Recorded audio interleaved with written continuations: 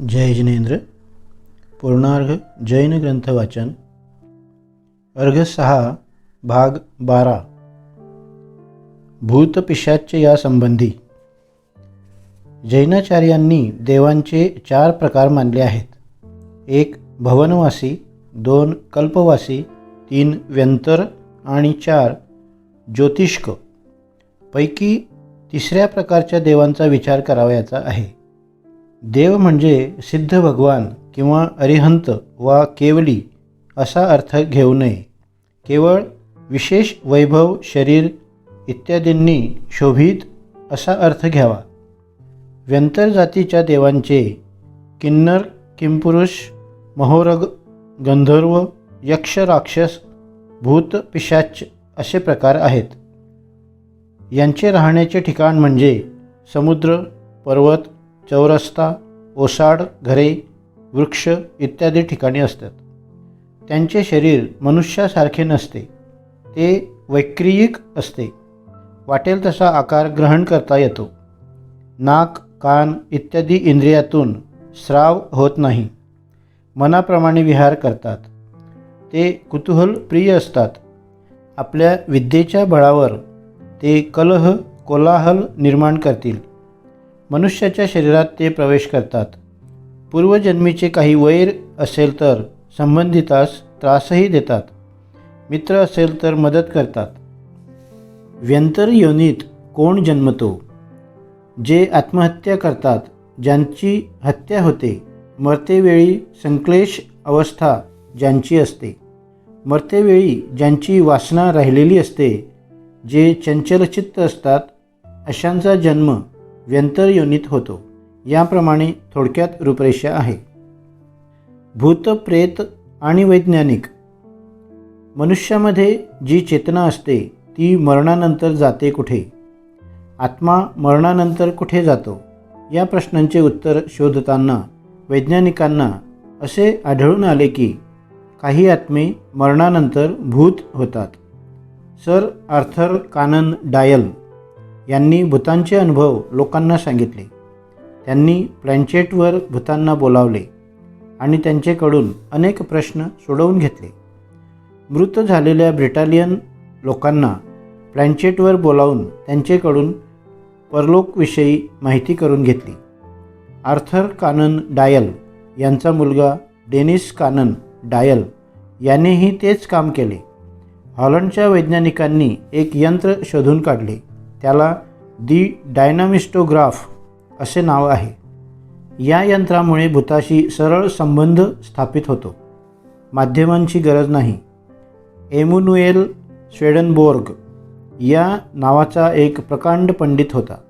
हॉलंडच्या राजदूताच्या पत्नीने त्याला विनंती केली की माझ्या मृत पतीशी संबंध साधून रशिदीविषयी माहिती द्या. त्याप्रमाणे मृत राजदूताकडे हरवलेल्या गुप्त रशिदीची योग्य माहिती मिळाली. अमेरिकेने 19व्या शतकामध्ये भूतप्रेतासंबंधात अध्ययन करण्यासाठी एक केंद्र स्थापन केले. लिलीडेल इथे हे केंद्र आहे. विशेष आश्चर्य असे की या केंद्रात भूतप्रेतांची छायाचित्रे, फोटो घेतली जातात.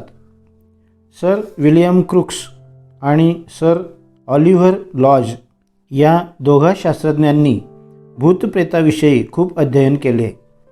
सर क्रुक्स यांनी तर भूतांकडून आपल्या मृत पत्नीचे छायाचित्र घेतले. 1934मध्ये सर लॉज व सर अर्नेस्ट बॅनेट यांनी विशेष शोधकार्य केले. ऑक्सफर्ड युनिव्हर्सिटीमध्ये त्यांनी स्वतंत्र विभाग केला. भूतप्रेतांच्या अध्ययनासाठी सध्या देखील अमेरिकेमध्ये सायकिकल रिसर्च फाउंडेशन या नावाची संस्था आहे. या संस्थेमध्ये सध्या या प्रश्नावर अध्ययन चालू आहे. 1. खरोखरच भूत आहे काय? 2. त्यांचा आकार व रूप कसे आहे? 3. ते कुठे राहतात? 4. ते कशाने प्रभावित होतात? 5. ते चांगले कार्य करतात का वाईट कार्य? वैज्ञानिकांचे असे मत आहे की मानव हा एक विद्युद्वैगिक प्राणी आहे आणि तो सतत अदृश्य शक्तीच्या सागरात पोहत असतो. प्रत्येक मानव आपल्या विचाराप्रमाणे इंद्रियाकडून त्या शक्तीचे ग्रहण करतो आणि त्यामध्ये इच्छेप्रमाणे परिवर्तन करून प्रक्षेपणही करीत असतो. त्यावरून भूतप्रेतांच्या संबंधी वैज्ञानिकांनी अध्ययन करून सिद्ध केले की भूतप्रेतांच्या शरीरातून अशी अदृश्य शक्ती विसर्जित होते, जी शक्ती परमाणु विस्फोटासारखी विनाशकारी आणि प्रचंड आहे. त्यामुळे बहुधा भूत विनाशकारी असते. विस्ताराभयास्तव प्रत्यक्ष घटना येथे देता येत नाही. भूतांचा फोटो काढण्यात देखील शास्त्रज्ञांनी यश मिळविले आहे. अमेरिकेचे राष्ट्रपती भवन, व्हाईट हाऊस म्हणजे भूतांचे केंद्रस्थान. तेथे आजपर्यंत झालेल्या अनेक अध्यक्षांची भूते पाहावयास मिळतात. अब्राहम लिंकनचे भूत तर अनेकांनी प्रत्यक्ष पाहिले आहे. सारांश: जैनाचार्यांनी भूत योनीमध्ये जे वर्णन केले त्याला पूरक असेच सिद्धांत वैज्ञानिकांनी मांडले आहेत. भूतप्रेताविषयी अनेक आख्यायिका, सत्यकथा आहेत, पण त्या इथे दिलेल्या नाहीत, कारण प्रस्तुत लेखाचा विषय तो नाही. केवळ दर्शन आणि विज्ञान यांचा समन्वय कसा होतो हे सांगण्याचा प्रयत्न केला आहे. कर्मसिद्धांत. विश्वव्यवस्था, ब्रह्मांड नियंत्रण यासाठी इतर दर्शन ईश्वराला कर्ता हर्ता मानतात, पण जैन धर्माने निरीश्वरवाद सांगितला आहे. जैन दर्शन असे मानते की विश्वव्यवस्था निसर्ग नियमानुसार आपोआप चालते. षडद्रव्यांनी भरलेल्या या विश्वातील अनेक द्रव्य स्वतंत्र आहेत. त्यांचे परिवर्तन स्वयमेव होत असते. त्या परिवर्तनाचा कर्ता कोणी ईश्वरासारखा किंवा ईश्वर कोणीच नाही. जीवद्रव्याबाबत असे आहे की सुखदुःख हे फक्त आपल्या कर्मावर अवलंबून असते.